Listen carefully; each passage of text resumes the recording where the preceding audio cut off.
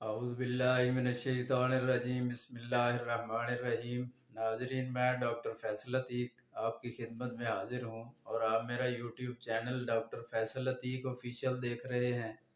ناظرین، میں آپ کو اپنے یوٹیوب چینل پہ خوش آمدید کہتا ہوں۔ ہماری ویڈیو کے دو سیگمنٹ ہوتے ہیں۔ پہلے میں ہم بیماری، اس کی علامات اور اس کی ہومیوپیتھک میڈیسن کے بارے میں بات کرتے ہیں، اور دوسرے سیگمنٹ میں ہم اسلامی تعلیمات پر نظر دوڑاتے ہیں اور اس کے بارے میں بات کرتے ہیں۔ تو آج ہم پہلے سیگمنٹ میں جس بیماری کے بارے میں بات کریں گے وہ ہے کان کا بہنا، کان سے پانی بہنا، پیپ بہنا۔ تو آئیں ناظرین، ہم اپنی ویڈیو شروع کرتے ہیں۔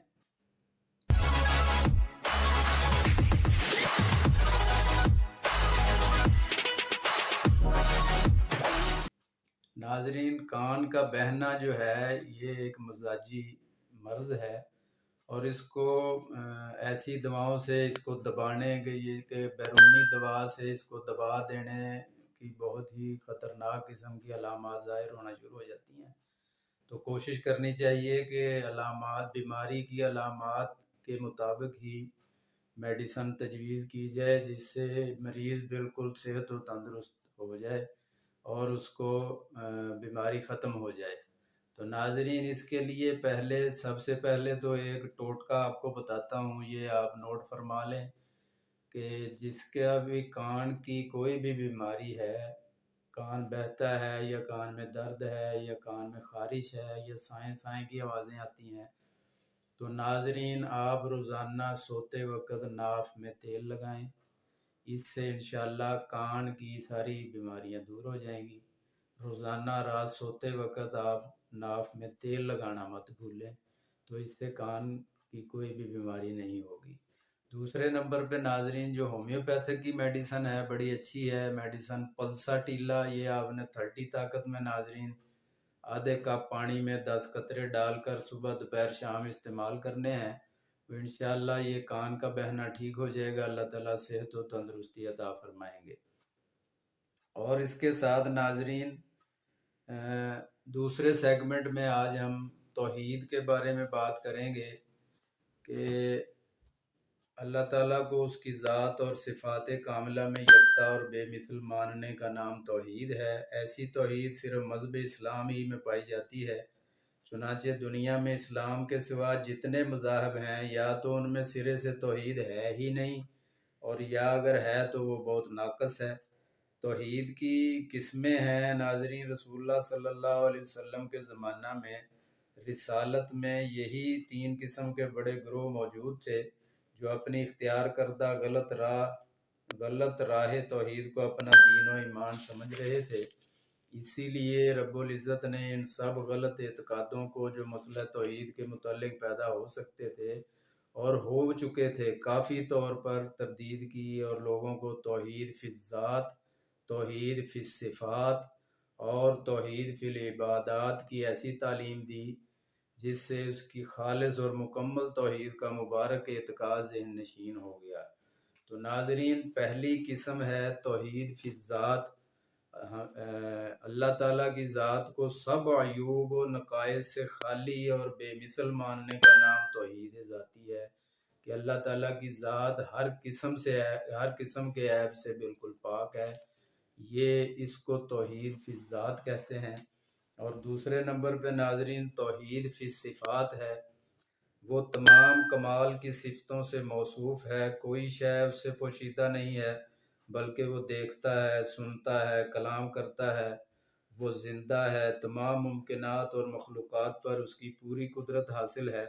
اس نے ہی تمام چیزوں کو اپنے ارادے سے پیدا کیا ہے، وہی جلاتا ہے، وہی مارتا ہے، وہی قابل پرستش ہے اور وہی لائق عبادت ہے، اور وہی روزی دیتا ہے، وہی دعا قبول کرتا ہے، وہی عزت دیتا ہے، وہی ذلت دیتا ہے، اور وہی مریضوں کو شفا دیتا ہے، وہی مصیبتوں کو ٹالتا ہے، وہی گناہ گاروں کو بخشنے والا ہے، برائی بھلائی دونوں کا پیدا کرنے والا ہے، لیکن نیکی سے راضی اور بدی سے ناخوش ہوتا ہے۔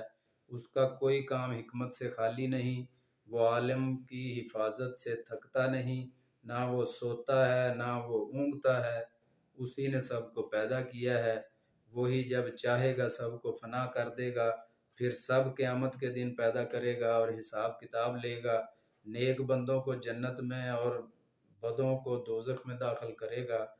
یہ ناظرین توحید فی الصفات کہلاتی ہیں۔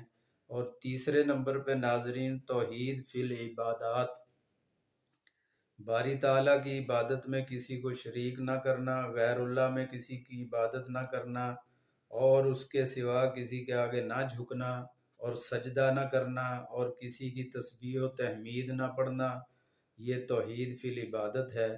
اس کے خلاف کوئی بھی کام کرنا یہ شرک کہلاتا ہے۔ اور اللہ تعالیٰ قرآن پاک میں ارشاد فرماتے ہیں کہ شرک میں کبھی معاف نہیں کروں گا، تو شرک سے بچنا چاہیے۔ پھر وہ دنیا میں آنے کے بعد اسی کی پابندی کا حکم دیتے ہوئے حکم دیتا ہے کہ جب بچہ پیدا ہو تو اس کے کان میں اذان کہیں، اللہ اکبر کہو، اور جب بولنے لگے تو پہلے یا اللہ سکھاؤ، اور کچھ ہوشیار ہو جائے تو کلمہ طیبہ لا الہ الا اللہ محمد الرسول اللہ پڑھنا سکھاؤ، جس کے معنی ہے کہ اللہ کے سوا کوئی معبود برحق نہیں اور محمد صلی اللہ علیہ وسلم اللہ کے رسول ہیں۔ پھر حکم ہوتا ہے کہ جب لڑکا یا لڑکی 7 برس کی عمر کو پہنچ جائیں تو انہیں نماز پڑھاؤ، اور جب 10 برس کے ہو جائیں تو تاکید سے نماز پڑھاؤ، جس میں شروع سے آخر تک دیگر امور کے علاوہ خصوصیت سے توحید پائی جاتی ہے۔ اسی کے بارے میں مولانا حالی مرحوم نے کیا ہی خوب نقشہ کھینچا ہے۔ وہ فرماتے ہیں، ہے ایک ذات واحد عبادت کے لائق، زباں اور دل کی شہادت کے لائق، اسی کی ہے سرکار خدمت کے لائق، اسی کے ہیں فرمان اطاعت کے لائق، لگاؤ تو لو اپنی اس سے لگاؤ، جھکاؤ تو سر اپنا اس کے آگے جھکاؤ، اسی پر ہمیشہ بھروسہ کرو تم، اسی کے صدا عشق کا دم بھرو تم، اسی کے غضب سے ڈرو گر ڈرو تم، اسی کی طلب میں مرو گر مرو تم، مبرہ ہے شرکت سے اس کی خدائی، نہیں اس کے آگے کسی کی بڑائی۔ اللہ تعالی ہم سب کو سچی توحید پر قائم رکھے، آمین یا رب العالمین۔ السلام علیکم ورحمۃ اللہ وبرکاتہ۔